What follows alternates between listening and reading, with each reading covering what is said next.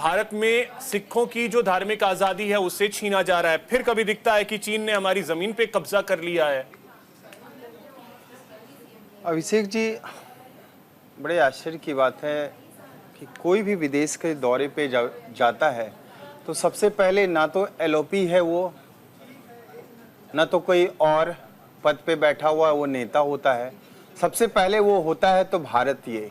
बिल्कुल। और मुझे लगता है भारतीय होने के नाते राहुल गांधी का भी एक कर्तव्य है कि जो हमारी राष्ट्र की जो एकता है, अक्षुण्णता है, संप्रभुता है और जो महिमा है, जो गौरव है, और उस गौरव गाथा को भी राहुल गांधी यदि दुनिया के सामने रखें, चाहे अमेरिकी संसद की बात करते हैं, चाहे यूरोपियन आप संसद जाते हैं, यूनियन की बात करते हैं, कहीं पे भी आप विदेश में जाते हैं, विदेशी दौर पे जब भी जाते हैं, तो आप उसको यदि रखते तो अच्छा होता है।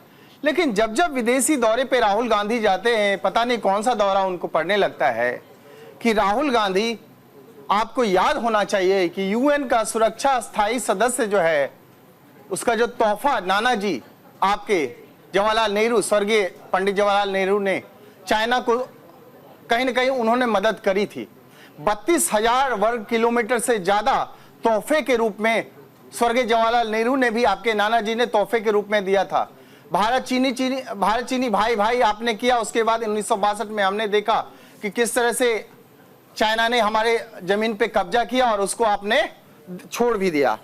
फिर बात करते हैं कि कोरोना के दौरान सारी दुनिया अस्त व्यस्त हो गई, त्रस्त हो गई, और उसके बावजूद भी राहुल गांधी जी आपको चाइना में हारमोनी दिखा, पता नहीं किस रूप में दिखा।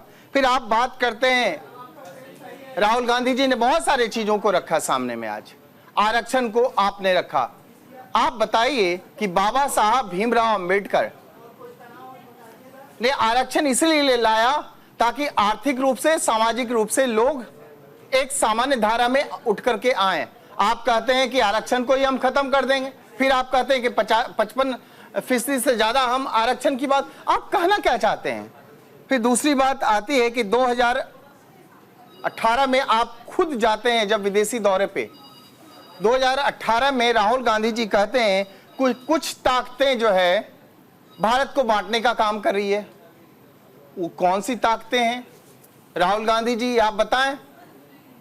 आप जब भी विदेश जाते हैं, आप भारतीय जनता पार्टी को आप जितना भी जो भी कहना है कहिए। आरएसएस एक सांस्कृतिक संगठन है, सामाजिक संगठन, आप उसको बोको हराम से जोड़ देते हैं, ये कहां तक न्यायोचित है? फिर आप बात करते हैं मुस्लिम लीग की बात करूं या जमात उलेमा की बात करूं, बहुत सारे ऐसे संगठन हैं, वक्फ बोर्ड की बात करें, टुकड़े टुकड़े गैंग की बात करें, वो सारे के सारे जो गैंग है वो भारत को तोड़ने की बात करते हैं, भारत को बांटने की बात करते हैं।